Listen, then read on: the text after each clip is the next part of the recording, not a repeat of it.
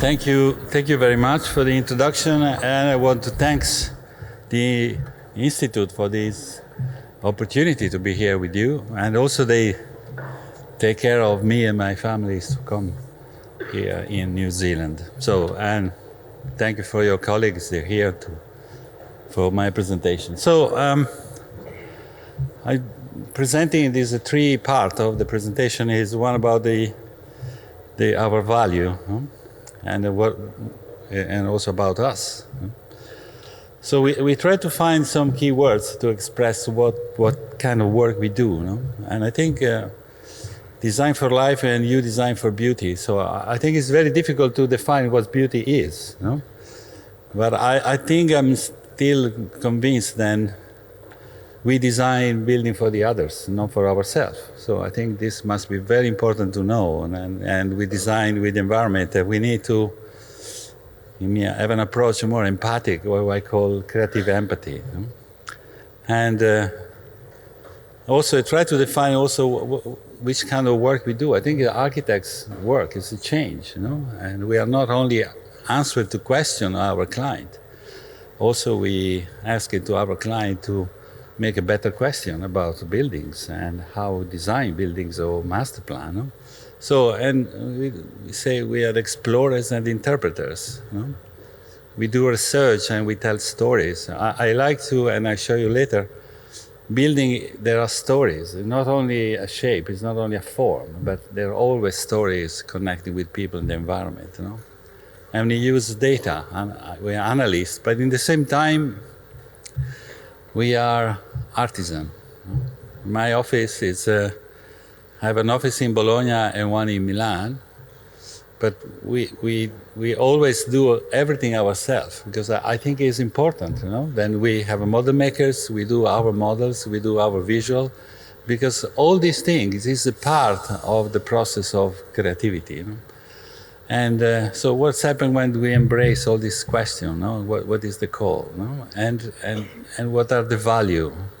For us, it was very important after so many years to really define what kind of work we do and which are the value of our work. And I like to say, we talk about sustainability, and it's now become a key word. So sometimes we don't know what is the content of this world because everything becomes sustainable, and nothing's changed really. And I like to say the word I like more is creative empathy.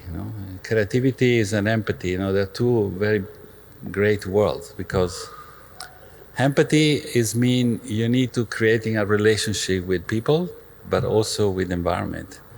And creativity is something that you need to control because it's our power, but also you need to balance with the empathy. So I like these two words because in some ways sustainability is about this. It's a creativity with empathy.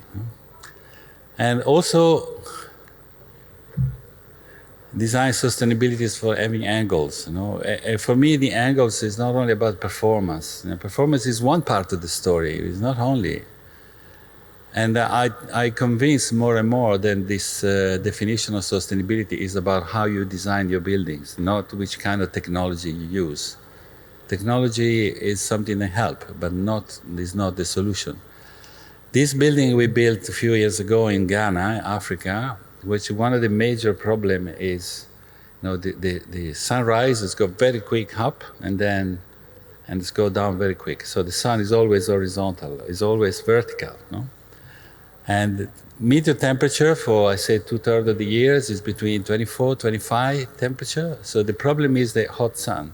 So if you're under shade, you don't need any cooling. So the building we designed was this cantilever slab. Make the buildings under shade all the time and using a transparent glass, no painting glass. But the building don't need air conditioning. In a country where the electricity costs the same of Milan or London because they made it with the oil. So I think the solution was not to find a good technology, but to find the right design. And I always pointing, the point is sustainability is something with the way you're thinking and design your buildings. I think Black et al. is showing very clear, is a process of design. And also what we call redefine beauty for our time. It's, you know, the concept of beauty change in time. Now, what was a beauty 20 years ago, we looking now as a strange. And what is the beauty now, we maybe understand later. No? But for me, it's this connection between the buildings and the function of the building in the environment. You know, they show you this picture is a public building we did for the protection of the environment in Italy, and it's 120 chimney. It's only one floor. The roof is 120 chimney. They catch the sun, but also they increase the natural ventilation inside the building. So I'm saying there are roots in our work, and the roots are this relation with the environment. No?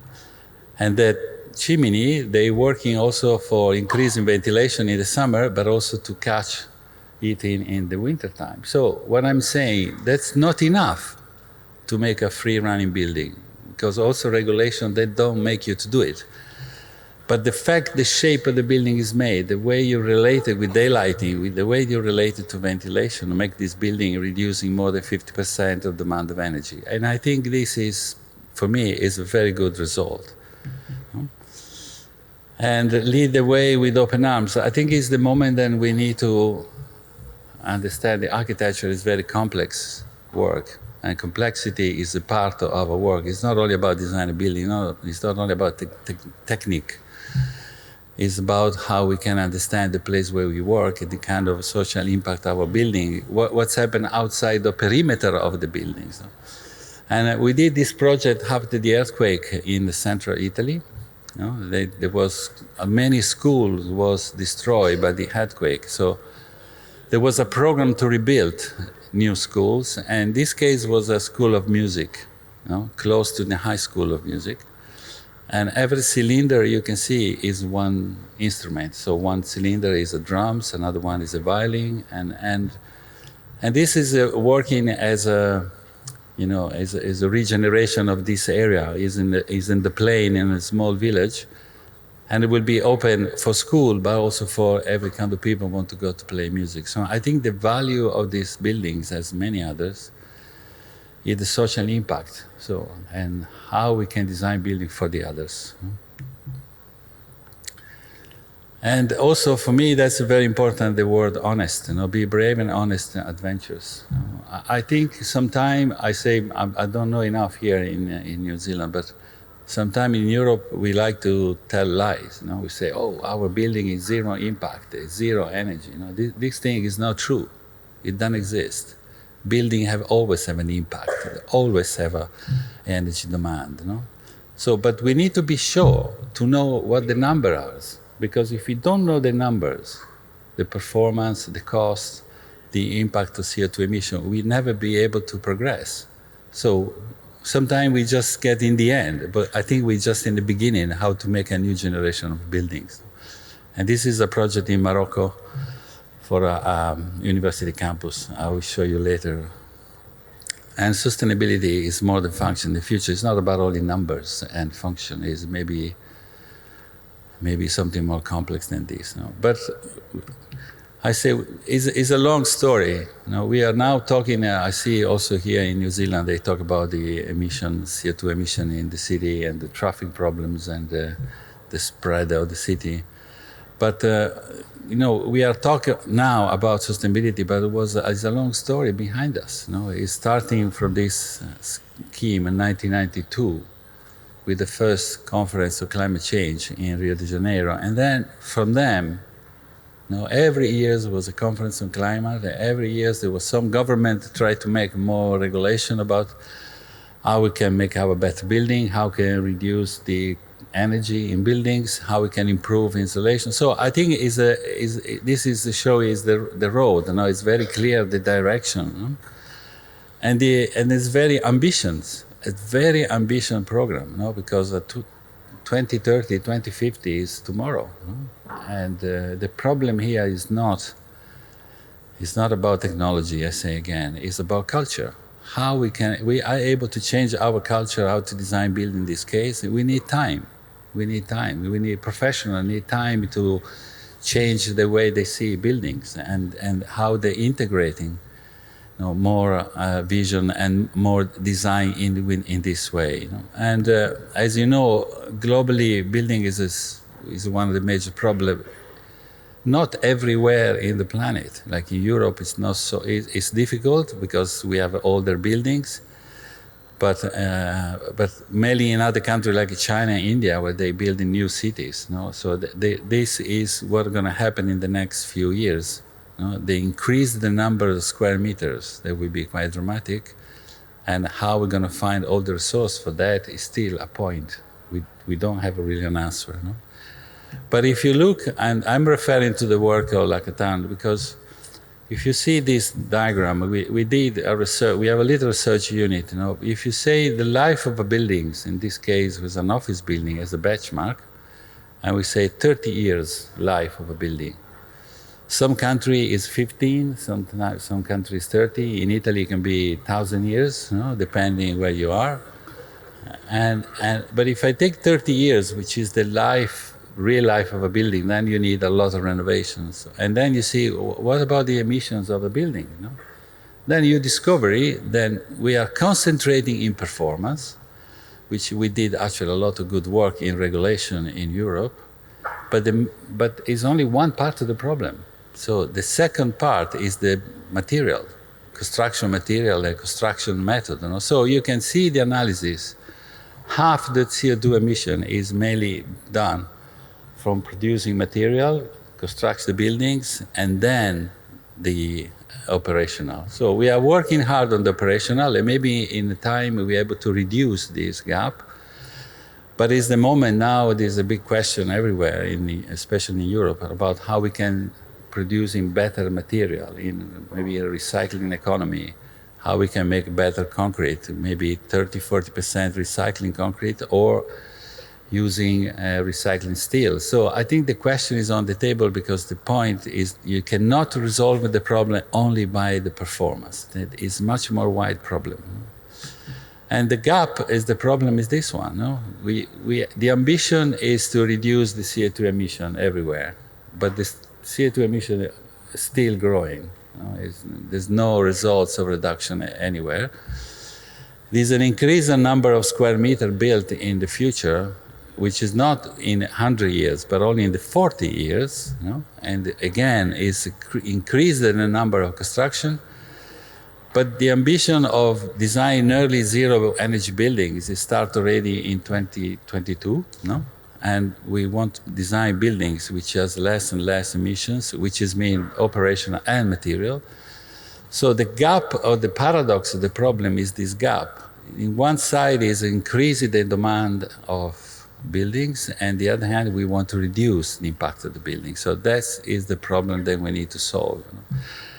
And raise me a question about how we did before. How we did before the Industrial Revolution. What's happened before? Because we did, for many centuries, make building with no energy. And we did so beautiful, So back in history, I was writing a little booklet, which is here, if somebody wants to watch. Is the future is a journey to the past. I'm not nostalgic about the past. I'm not looking the past as, the past was so beautiful and the future is terrible. No, I'm only saying there may be something we can learn from the past. And I'm collecting a series of buildings which I like it. And there's many incredible stories how we was able to design building that you don't see they are sustainable. There's no aesthetic. It's part of the history. Like Villa Costozza or Galileo Galilei in Treviso, or the most famous one is a little story I'm going to tell you very quick. Is a Marco Polo come from China, from the sea, and then landed in Iran, in Persia, and then he traveling with a group of people through the Persia to Constantinople, Istanbul, and he writes in his book that he was in the middle of the desert of Persia, and people, in sign of welcome, they offered to him an ice cream. how the people make an ice cream in the middle of the desert in 1274? It's a good question. I can tell you a little bit, then you can read in the book, which is easy. And you can buy also the book if you want. I'm not promoting, okay? I'm not promoting. But the things is, is the number 6, you see, is they make a wall which is 100 meters long. And the wall have a little holes in the top. And then behind the wall is a little pool of few centimeters And then in front of this wall, there was a dome and there was a tank. So in the wintertime, the angle of the sun is exactly the size of between the big wall and the small one. So they never be eaten by the sun, the pool behind. And then also the bigger hole in the top of the wall is they showing they have an idea about aerodynamics, because the winds coming and avoiding high pressure and low pressure, they make holes. So the winds go through and avoiding the hot wind going inside of this space. So in the night, they put in a shallow water, and by the effect of the sky is minus 55 degrees. For the effect of the sky is take away the heating from the water and freezing the water. Every night they did the layers and put in a tank. After one winter, the tank was full of ice, and the ice was enough to run in the summer and make a beautiful ice cream when it's 55 degrees outside. How the people was able to do it? With no computers, no analysis, is an empiric innovation. Maybe they take 100 years to understand the process, but they did. And they did beautiful buildings. It's Pakistani buildings for wind catcher. They catch the wind in the night and bring inside the house the mud. The house is a mud. The mud was cool, and take the cool during the day, 8 hours later. So the temperature inside of this house is minus 80 degrees, 8. In terms of a kilowatt, it's a huge amount of energy. And the design is superb, it's beautiful. So I'm quite very interested into matching the idea of the aesthetic, have some relation with climate, with some relation with the invention of this kind of empathy, And there's many stories. The last one, then I'll show you some project. The last one is India. They make this building called Stepwell. So the Maharaja, they're building buildings underground instead to build up the ground. Because if you go down, every meters change the temperature. So outside is 55 degrees, and you go down, when you're in the end, there's 20 degrees, 22 degrees. So the people living in this kind of a beautiful step wells. And the story, which I went to see because I want to give honor to architects, the Maharaja was so happy about this building, then decided to kill the 6 architects. Say, you don't gonna make another one for another person, And they put the tomb outside of the building. So I've been just to say thanks to. It's very dangerous work, Depending where you are, it can be very dangerous, But all this is a story in the book, and tell you as a trip, then you can really find our roots. I don't want to say that we can make again these buildings, of course not. But the knowledge, I think today is very useful. We can use that knowledge to make our goals for the future. So there are many stories, but you can. And another point which I like, I was working with this professor in Italy called Mancuso. He's a neurologist of plants. Then you say, well, plants have a brain? Well, it's in a different way. So, and I show you why. Everybody knows these plants. I'm very fascinated by plants. I've been in the north to see Tane Mahuta, and I was really impressed for the strongness of plants, the resilience. So this plant is living in a very difficult context. There's no water.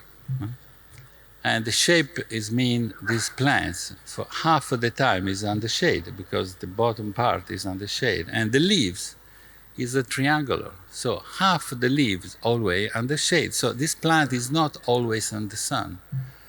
is protect themselves by the shape of the leaves. And then you see the top is very white because the sun is vertical, so they reflecting more light and absorb less heating.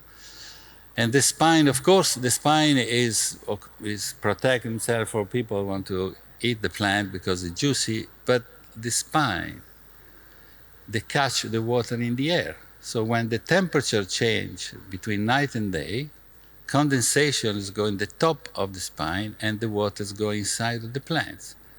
How this plant know? How they know? So plants are on the planet by 450 million years. Homo sapiens, 250,000 years. So it's a gap of adaptation in our planet, enormous. And we have a lot of things to learn what we have around, because we look innovation as something that always technology, some program, some technique, some machine, and we are not looking around us. Around us is plenty of information that we can use to make better buildings. And I'm using that principle to make this project in Morocco, and this building is, this part, external part is in terracotta, so they're able to absorb the humidity and at the same time shading the windows. So the windows are never being the sun, and then creating a little microclimate around the residential area. But in the discussion, I get this professor, he said, what these two images have in common? Well, the things have in common, they don't move. Plant doesn't move and building doesn't move. But plant do a lot of things. As a plant is transforming CO2 in oxygen, we are not able to do it. And also provide shading, humidity. Then if you cut a branch, the branches grow again, make fruit. They look in roots, there's intelligent parts. The roots, they moving on the darkness. And if you look in the internet, the intelligence of roots, they find mineral without seeing anything. They show in the plants, they know what they're doing. So what we did our buildings, so in the last few years, I say 30, 40 years, we designed building against the climate. And I talked about this before. We don't want to know what is the climate outside. We just sealing the buildings, sealing the windows, and then put a machine and push inside the temperature, and switch on the daylighting. So this is not exactly progress in building. This was a sort of not really intelligence. And if you put a plant in a building, it doesn't make the buildings happy. It doesn't make the building intelligent. So I think just to tell you, there's many architects put plant on the balcony, which is nice to see, but doesn't make the building more intelligent. So I think there's a lot of work to do on the material. And our future is really related to this new relation with climate, and also how new material with technology inside the material are able to dealing with these things. I'll show you some project because maybe you think I talk about something else, and then I will to show you. So I make few projects. One is about earth. So we did a project with I'm saying a crazy guy in Italy. We have a lot of people crazy in Italy, and but genius. He said, well, why I make a printer to print an object? I want to make a printer to build a house. And he did, actually. So we print this house in close to Bologna. There's a long tradition of any part of the world, but people using earth to make buildings, that because it's the only material available. So we said, we want to do this house for one reason, because everybody talk about zero impact, but buildings are not zero impact. But if you want to do it, you can do like this. So we design a house on that shape. The shape is done like this because it's the maximum curve we have with using printer, and the printing wet earth. So at the moment, if you make too much, it's collapsing. So this is an engineering problem, how to find a good curve of the buildings. And also the thickness of the wall, the ventilation inside the wall. And the top of the top of the building is a skylight, just introducing daylighting, but also in the ventilation. So this is all images, but you can see soon the real. And so the point is, well, we can build this, but also after their life, they become back to nature. So I be back to be hurt again. No? And I'll show you a very short video. I don't know how to do it. Okay, it'll be very quick.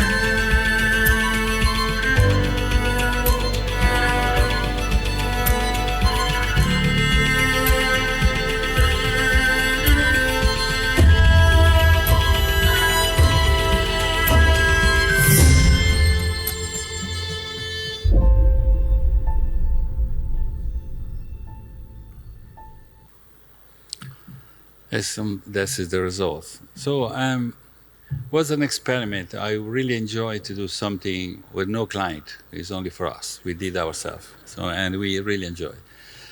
And it was also part of the work of the office to get some time to do some research.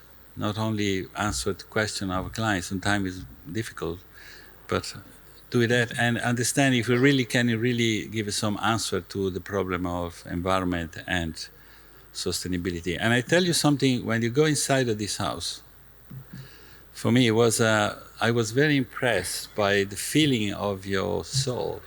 No? Then something then is in our DNA living on the earth. You're really feeling something different. It's different when you feel inside of a wood house, when it's in concrete, when it's in steel. So the body still have a memory of this relationship. And that is the story of this house. We present in COP26 for the Building Environment Pavilion. Now we do another one in Milan, a little bit more simple, but just to show it, and we can improve on the material. No, this was 100% earth. Get a lot of problems. No, it was not so easy. Now we're working with another company, and this like 85% is earth and 50% is additive to make this house stronger. Also because in Italy I can't build. There's no regulation for building in earth, so they cannot approve my planning permission for that. So I need to find, France, they do it, Australia, they do it, US, they have regulation, but not in Italy. So I change the scale. We do now a skyscraper in Milan. It's for an insurance company. It's their landmark buildings in Milan. Milan is a moment of booming, and it's the only city really in Italy. There's a business and construction, and the city is really growing, demanding more and more housing and office buildings. So we make these buildings, and the idea was to make it completely transparent, which is, of course, can be a paradox, no? But it's a double skin building. So we have an external skin and simple glazing and double skin between floors. It's high performance in the limit of this kind of a building, which is a very complicated. So we're using BIM technology for design, and which is also make us as an office to very work hard on the knowledge of increasing the knowledge of people in the office to working with this kind of tools, organize and managing all the work of engineer and mechanical engineer, electrical engineer, architecture, everything together, and producing this kind of full, a full drawing about every single pieces inside of the buildings. No? And this is still some rendering. The top of the building is a cut and is coming a sort of an eye, and the top is a glass house. No? And the bottom part, the first skin, is just go up and create a sort of a canopy, cover this piazza. And it's too complicated to explain it, but this is the only building touched to the ground. The other buildings on the podium, and this is the only place where the city is coming on the same level. But the particularity of these buildings is the south face is completely empty because, tall buildings have a problem on the south. No? Not in the summertime, but in the wintertime, the sun, we are in the 44 latitude. No? So the angle of the sun in the winter is quite low, no? And got inside of the space that you need to close with, in some way, protecting and on the light. So we say, well, we make a completely open space. Is a 19th floor, completely open atrium, and inside is also a sort of climate moderator. So we're collecting heating from the green effect, and then we put inside of the office, and in the summertime we just improving the ventilation of the building. No? And this is the top of the building, is a free running glass house. Is a lounge, and then we explain it to our client. Then this is impossible to heating and cooling, impossible. It's possible, but it costs a fortune. No? You must accept that in some space, in the winter maybe it's 18, 20 degrees, and the summer is 28. So you must accept some adaptation, no? And that is a huge impact on terms of consumption. No? And the program we use is also the program make you showing how the building is built in terms of number of pieces and the way you can using all the elements, because the site is very small, so we only can pieces arrive in the moment then they built. They cannot stock material there. No?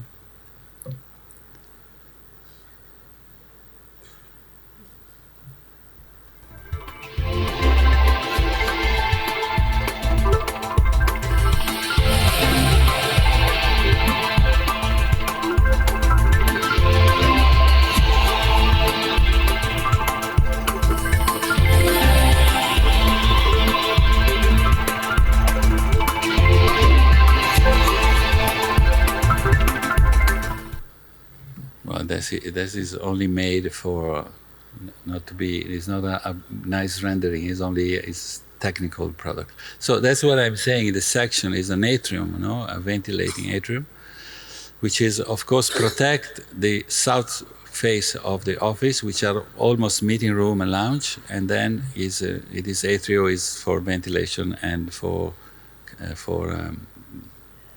a reservoir of heating. So that's a few months ago. This is the atrium. Then this is the part where no any more floors, so it's just on the space. And the structures curve a little bit. Then it's almost done. And so we open the building in next springtime.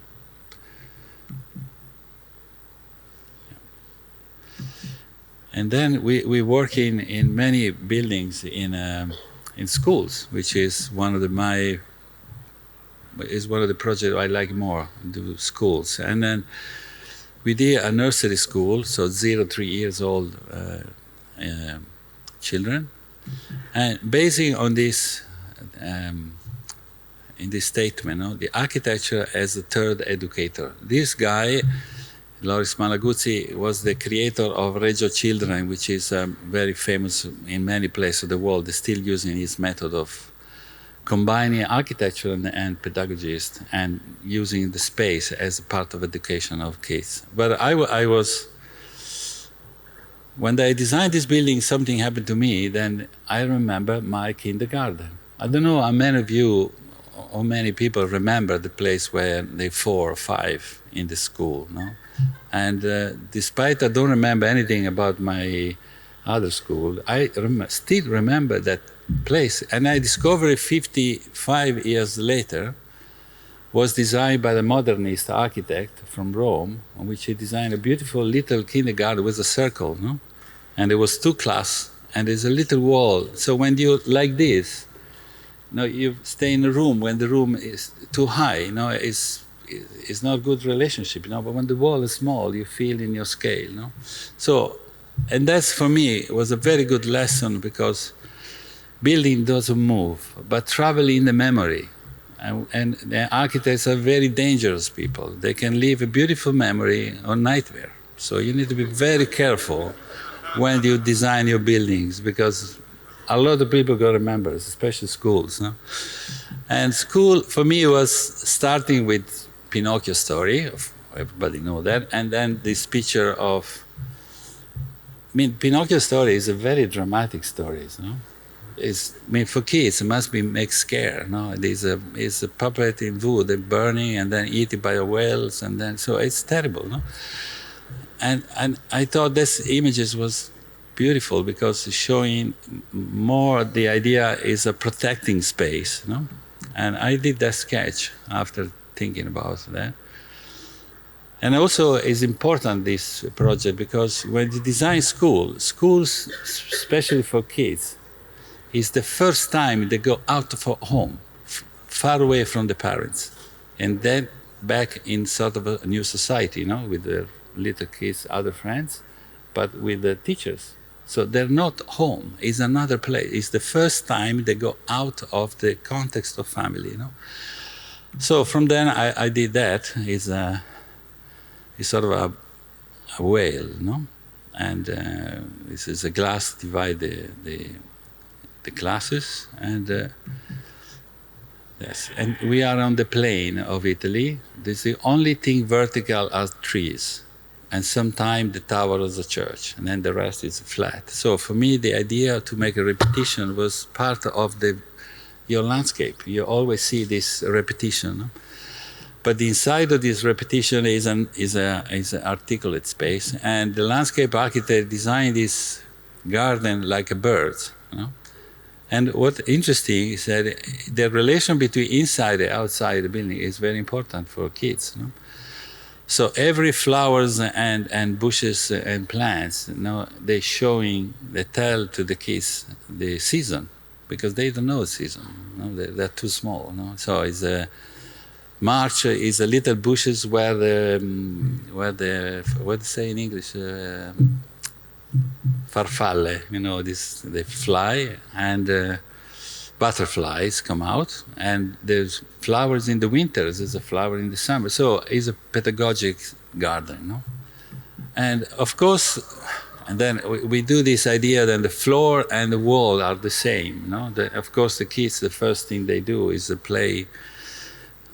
And I tell you, I get a lot of problem for regulation to do this. Because when you finish a building, you need to get the final approval by the local government. And the guy, this is Italian, I'm not sure here it's the same. The guy have a problem because he said, this is a wall become a floor, or is a floor become a wall? So we stuck 3 months to find the solutions. Because he can't sign, because he can't find it in the paper. I can't find a wall become a floor. And then what make me happy for that, because I get the planning permission, because they don't understand the drawing. Because if they understand, they never made me do it. Italy is the best, beautiful country in the world, but the more complicated. So this is the winter garden, and then this lavatory, and always this line, make some order in the disorder of the house. And this is the whales. Stones. I'm almost finished. We'll be opening in 2 weeks' time. So it's a museum in an existing building in Milan, and is a public museum running by public family, from private family, and it's about the Etrurian art. Sorry, it's got too fast. Oops. Can go back? No. Something wrong. Oh, no, sorry. Etruria is a Tuscany, you know, and it was it's a civilization of 10th century before Christ, so it's a quite long period. No?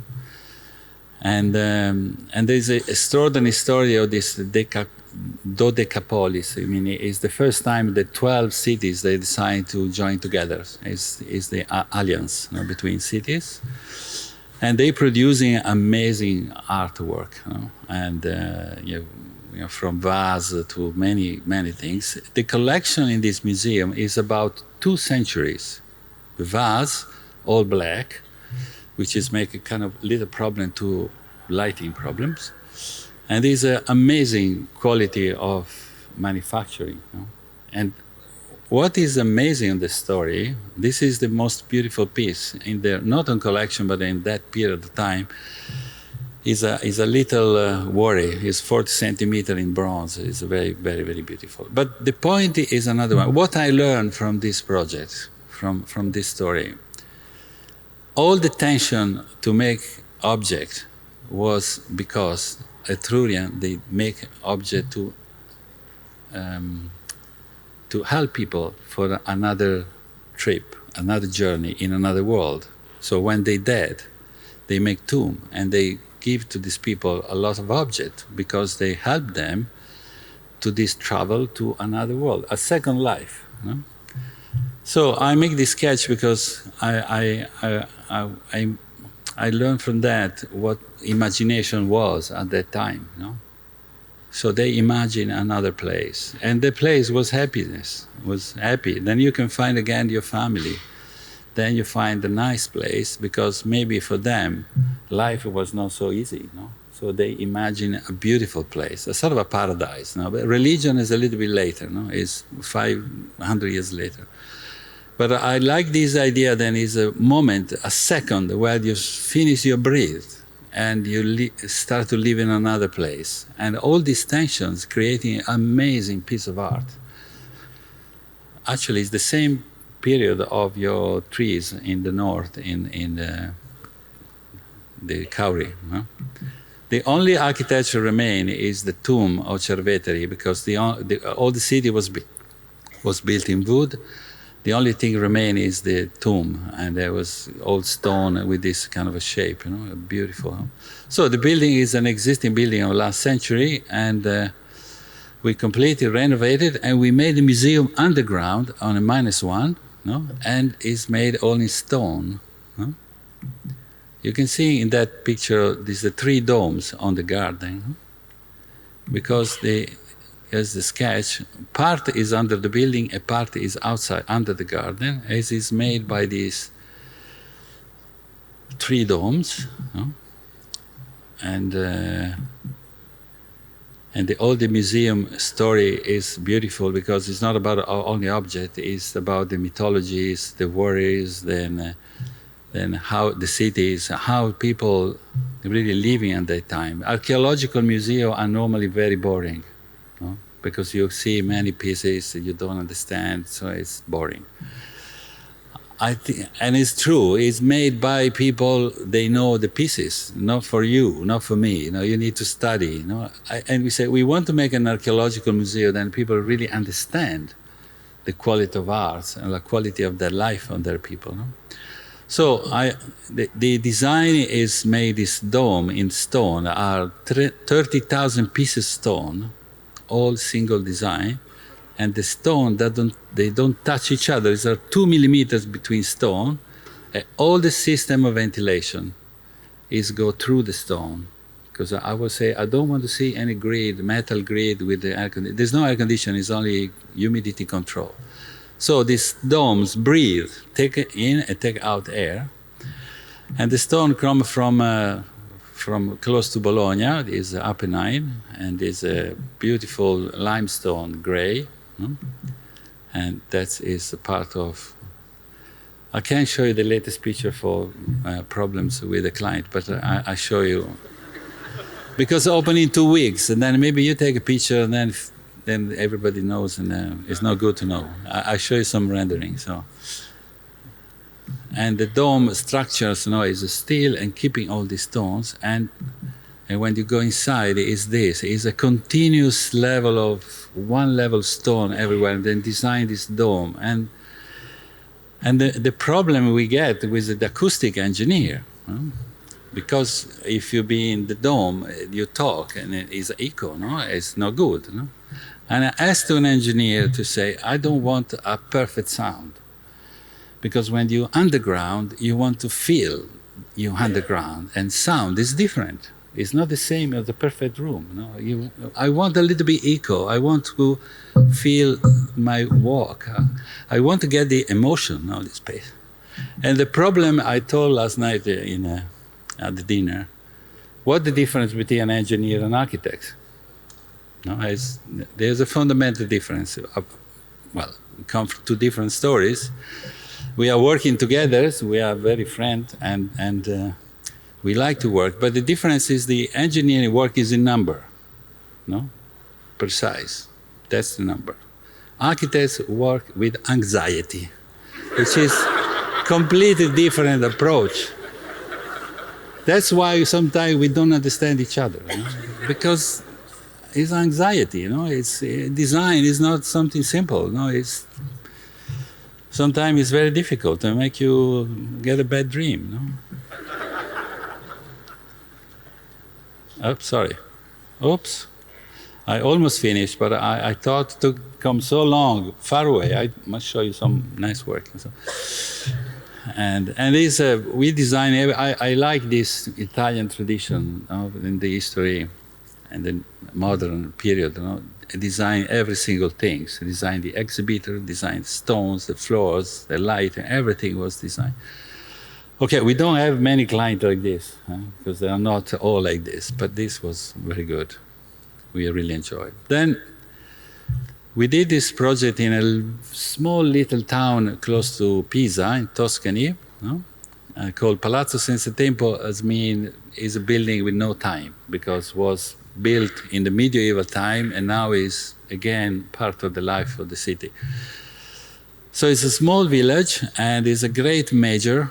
The guy is crazy and he wants to do many things. And also after COVID, there was a new question about living in a small village. People start to say, maybe I'm not going to live all my life in a city. Maybe I can live also in a small village. It's a good connection. Italy is a country with 8,000 cities. Cities are very close. Pisa is only 20 minutes distance car. So the people can live in a place where they find more enjoyable life.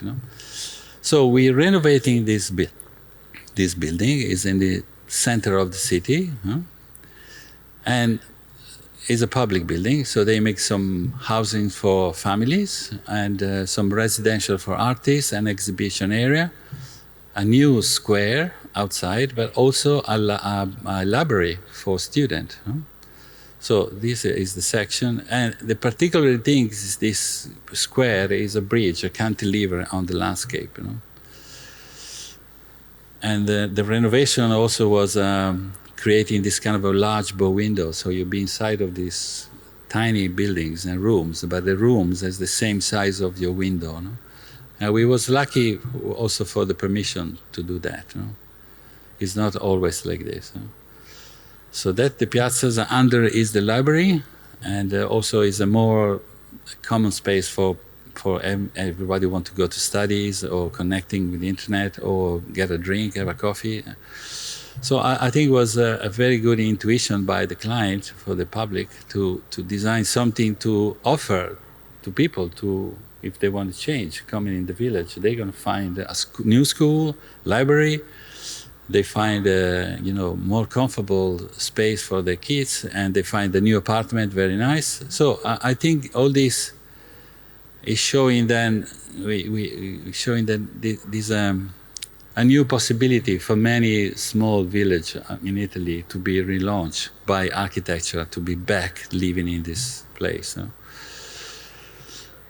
And so some detail, and that is the impact on the landscape.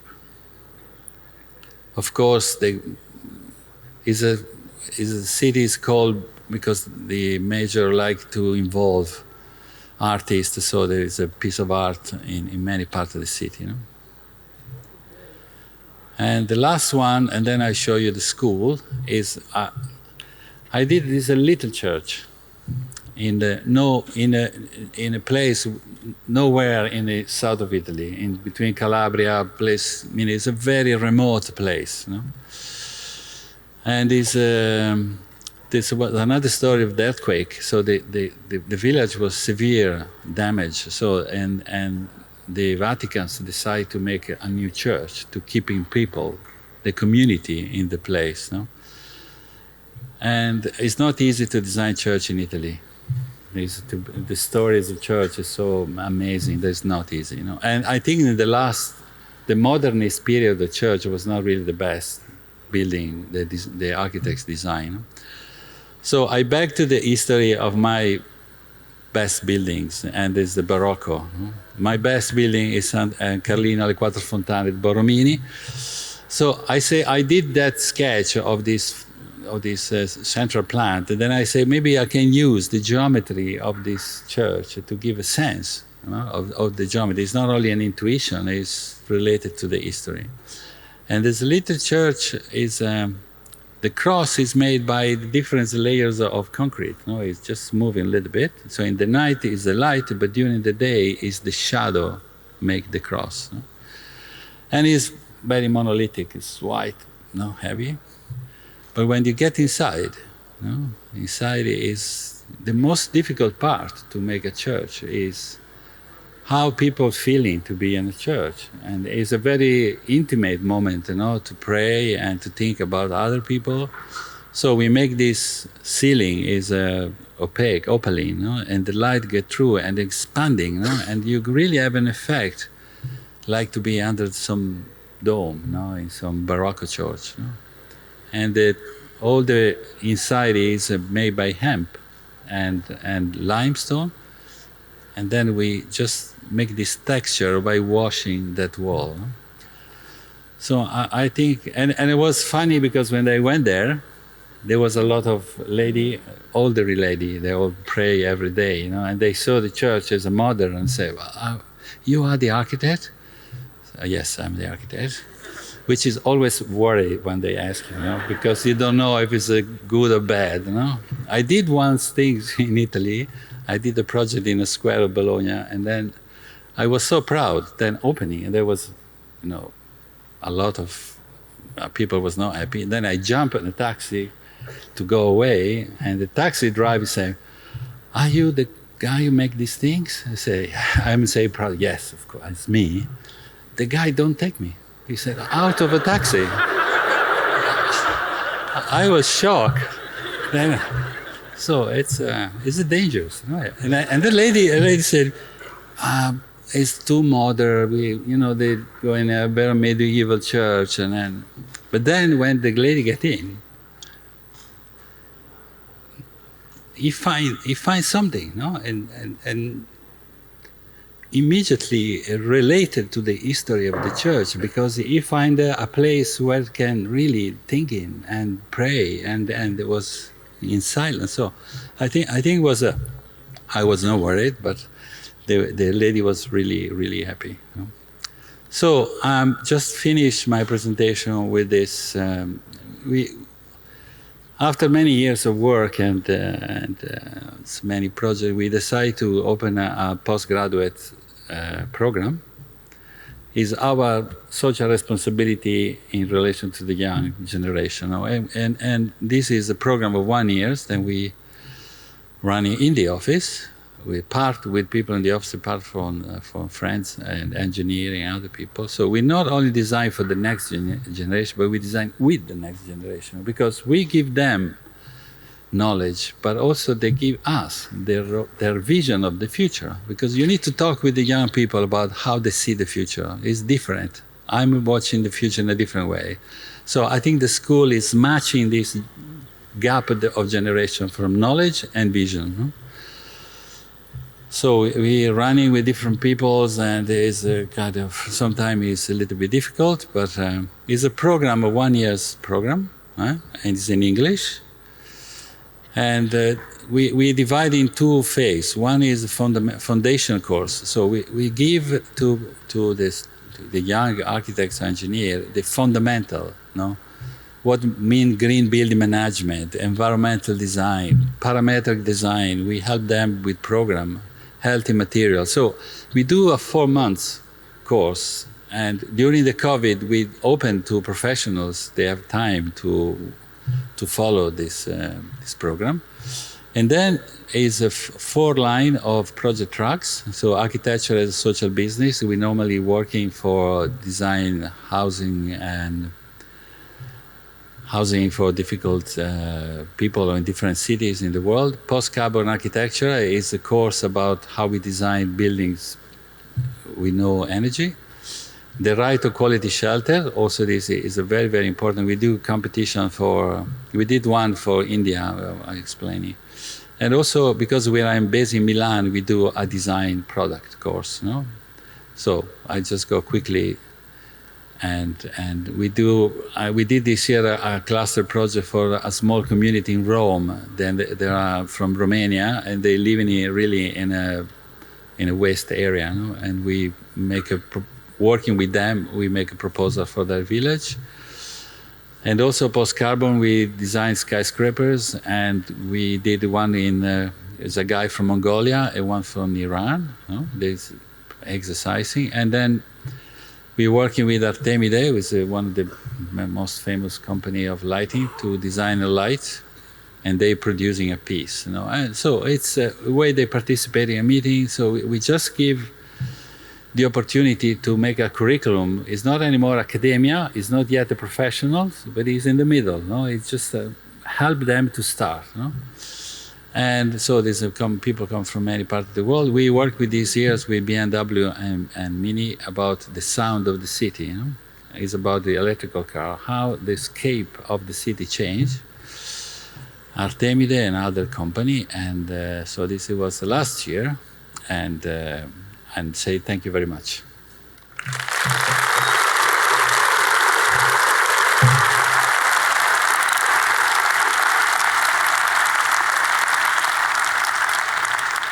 Mario, thank you so much for sharing with us so generously. That's fine, and we thank you for challenging us to practice creativity with empathy as well. That was a fantastic point. Look, we're almost out of time, but have a seat. I just want to fire a couple of questions at you before we break for lunch. One person asks, can you tell us about your process of thinking in the early stages of a project, and in particular the importance of sketching? Well, this is a mystery. No, how things start. No, I can't tell you. But I think I'm sketching. No, I'm not digital. I'm analogic. You know, and I'm asking also the young people to using sketch, because you need a certain level of imprecision when you sketch. Because I always find when you think in something and then you translate in your hand, when you do it, there's something is missing. No? But you can find something else. No? So I like sketch because there's some mystery. Sometimes you find solution, but I still think in that connection between the brain and your hand is very important, because sketchy, well, of course, there are many programs that you can sketch in a pad, but it's always sketching, no? But if you do by computer too precise, you need this imperfection. If you're too precise, you cannot find the imperfection. So I think it's very important, this sketchy part, and I see there's many architects is come back to that. Is a prize in London about sketching, design, how the architects can make a sketch, and I think it's a very, very important. Yeah. Another person asks, how do your 3D earth structures perform in an earthquake? Well, at the moment it's only one floor and it's a dome, so it doesn't really make any problems, because it's very sound structure. Now, if it was 2 or 3 floors, there'd be a problem, but not in this case. And the shape, of course, help a lot. It's like make a cube or make a sphere. It's really against the earthquake. This house have other problems, not the earthquake. They have problems for running waters and how you can protect, and so there's many other things. That's why we analyze and then we demolish to study the performance. If you need to know the resistance, But for me, printing. I just tell you a few very very basic things. It's taken 220 hours to print. 200 hours and cost 300 euros square meter. So that's the cost of that finish. I was really fascinated by the speed, and the cost, but there's still a lot of work to do, because we need to find a good balance between earth and some material that protect the house. And what I'm saying, that everybody say, "Oh, you're going to make a city." I said, no. That's not a model to make everything. That is an experiment to open to other people, maybe do another experiment, and maybe another one, make and improve. So I think that's the rule of make a research building. Okay, we are out of time, but another round of applause for Mario Cucinella. Thank you so much, Mario. Thank you.